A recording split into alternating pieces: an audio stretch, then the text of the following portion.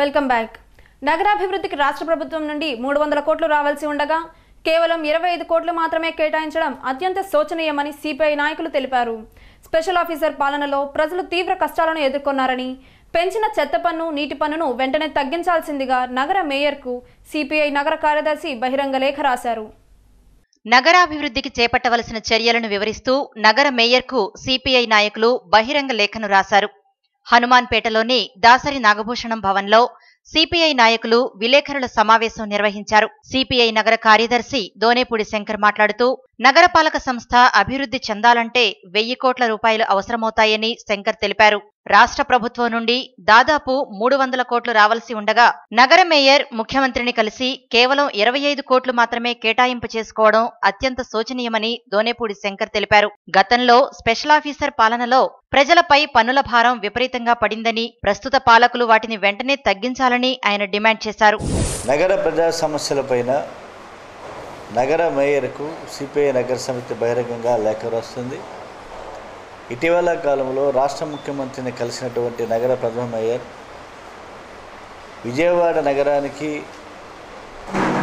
1000 కోట్ల రూపాయలు అవసరమై ఉండగా నగరాభివృద్ధికి, ఈ నగరం కష్టాల గడాల నుంచి, ఆర్థిక గండం నుంచి, అప్పుల ఊబి నుంచి బయటపడాలి అంటే 1000 కోట్ల రూపాయలు గ్రాంట్స్ మంజూరు కానిదే, పెండింగ్ బకాయిలు వసూలు కానిదే విజయవాడ నగరం ఆర్థిక కష్టాల నుంచి బయటపడతారు. ముఖ్యమంత్రిని కలిసినటువంటి మేయర్ ప్రతినిధి బృందం కేవలం 25 కోట్ల రూపాయలతోటి సరిపెట్టుకు రావటం శోచనీయం.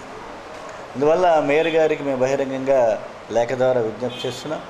విజయవాడ నగరం దానికి న్యాయబద్ధంగా, చట్టబద్ధంగా రావాల్సినటువంటి నాన్ ప్లానింగ్ గ్రాంట్స్ గత 5 సంవత్సరాల కాలంలో సుమారు 50 కోట్ల రూపాయలు రావాల్సి ఉన్నది. అలాగే జేఎన్ఆర్ఎం గ్రాంట్స్ 160 కోట్ల రూపాయలు రావాల్సి ఉన్నది. రే స్కీమ్ కింద ఇండ్ల నిర్మాణానికి కేటాయించినటువంటి నిధులు 90 కోట్ల రూపాయలు రావాల్సి ఉన్నది. నగరంలో చేపట్టినటువంటి 300 కోట్ల రూపాయల అభివృద్ధి పనులు నిధులు విడుదల కాకపోవడంతో పనులు స్తంభించిపోయి ఉన్నటువంటి పరిస్థితి ఉన్నది. ఎన్టీఆర్ సుజల స్రవంతి పథకం రాష్ట్రాభివృద్ధిలో భాగం అయ్యే విధంగా మార్పు చేయవలసిందిగా ట్యాక్స్ పేయర్స్ అసోసియేషన్ రాష్ట్ర ప్రభుత్వాన్ని కోరింది. సుజల పథకం ద్వారా నీటిని వ్యాపార వస్తువుగా మార్చనవసరం లేదని, వంశధార, గోదావరి, కృష్ణ, తుంగభద్ర ద్వారా వస్తున్న నీటిని నిల్వ చేస్తూ చెక్ డ్యామ్స్ నిర్మాణం చేపడితే ప్రజలకు ఉచితంగా మంచినీటిని పంపిణీ చేయవచ్చని ట్యాక్స్ పేయర్స్ అసోసియేషన్ సభ్యులు తెలిపారు.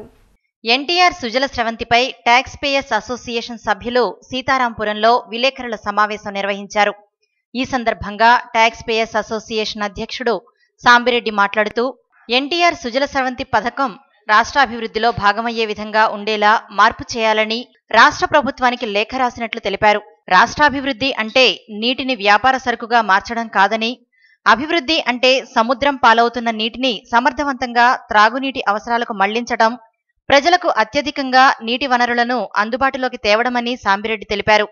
రాష్ట్రంలో ప్రవహించే నదులకు చెక్ డ్యామ్స్ ఏర్పాటు చేస్తే నీటి నిల్వ అధికంగా ఉండి నీరు సముద్రం పాలు కాకుండా ఉంటుందని సాంబిరెడ్డి తెలియజేశారు. ఎన్టీఆర్ సుజల స్రవంతి అనేటువంటి పథకాన్ని రాష్ట్ర ప్రభుత్వం ప్రవేశపెట్టింది. అంటే అన్ని గ్రామాలకి, అన్ని జనావాసాలకి నీళ్ళు ఇవ్వడం ఈ పథకం యొక్క లక్ష్యం అని చెప్పారు.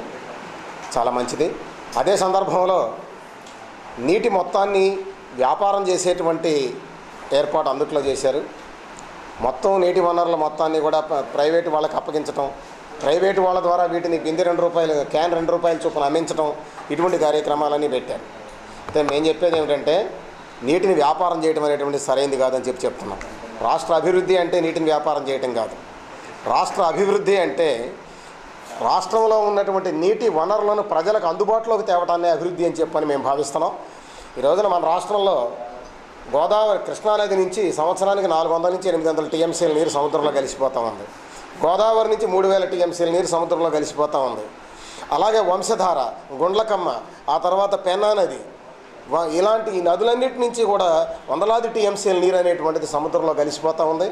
మరి ఈ నీటన్నిటినీ కూడా వీటికి చెక్ డ్యాములు నిర్మించి వీటి ద్వారా రాష్ట్రంలో ఉన్నటువంటి అన్ని ప్రాంతాలకి, దాదాపు అన్ని ప్రాంతాలకి కూడా నీరు అందించగలిగినటువంటి శక్తి ఈ రోజున అవకాశాలు కూడా ఉన్నాయి.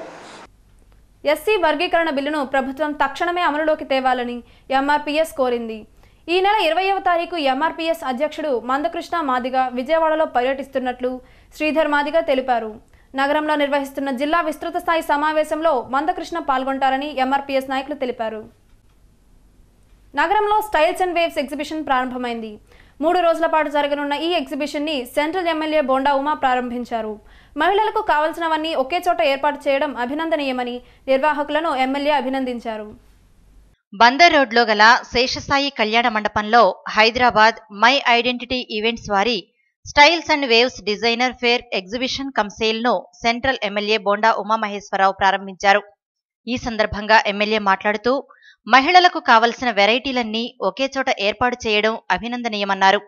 వివిధ రాష్ట్రాల నుండి వచ్చి నగర ప్రజలకు లేటెస్ట్ డిజైన్లు ఇలాంటి ప్రదర్శనలోనే లభ్యమవుతాయని చెప్పారు. విజయవాడ శేషసాయి కళ్యాణ మండపంలో మంజులత గారి ఆధ్వర్యంలో స్టైల్స్ అండ్ వేవ్స్ అని ప్రతి సంవత్సరం నిర్వహిస్తున్నట్టే మహిళల కోసం డిఫరెంట్ వెరైటీస్తో చాలా లేటెస్ట్ మోడల్స్తో అన్ని రకాల వాళ్ళకి ఇమిటేషన్ జ్యువెలరీ కానివ్వండి, శారీస్ కానివ్వండి, డ్రెస్సెస్ కానివ్వండి, అలాగే చేతి వృత్తులు కానివ్వండి, చేనేత విభాగం కానివ్వండి, అన్ని రకాల వెరైటీస్తో 70 స్టాల్స్తో ఈరోజున ఒకే రూఫ్ కింద మహిళలు ఇక్కడికి వస్తే ఇంకో చోటకి వెళ్ళాల్సిన పని లేకుండా లేటెస్ట్ మోడల్స్ని ఇక్కడ ఎగ్జిబిషన్ని స్టైల్స్ అండ్ వేవ్స్ అనే నేమ్తో ఈరోజున ప్రారంభించడం జరిగింది.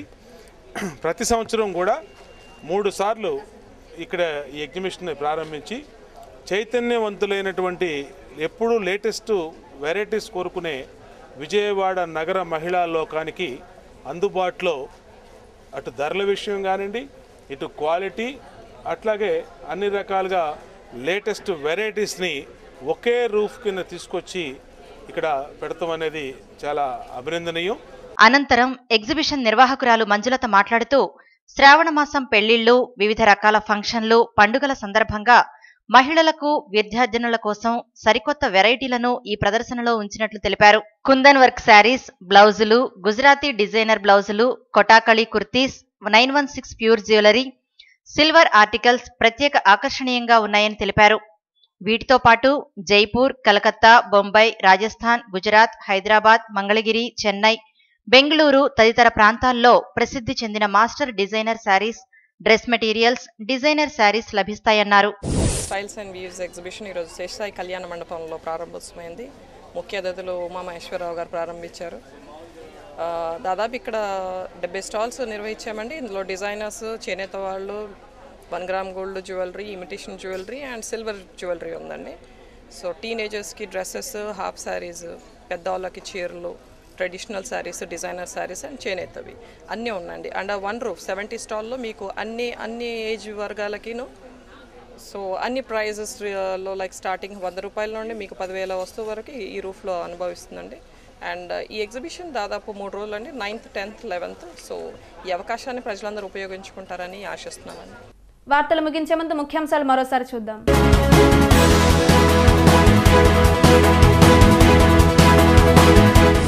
బీసీ సంక్షేమ శాఖ అధికారులతో సమావేశమైన మంత్రి కొల్లు రవీంద్ర బీసీ హాస్టల్స్ అభివృద్ధికి చర్యలు చేపడతామని వెల్లడి. ఈ నెల 12న నగరానికి రానున్న సీఎం చంద్రబాబు ఏర్పాట్లను పరిశీలించిన అధికార యంత్రాంగం. ఫీజు రీయింబర్స్మెంట్ అమలు చేయాలంటూ ఎస్ఎఫ్ఐ ప్రదర్శన.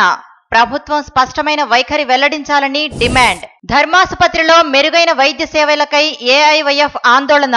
సూపరింటెండెంట్ కార్యాలయాన్ని ముట్టడించే యత్నం, అడ్డుకున్న పోలీసులు, పరిస్థితి ఉద్రిక్తం.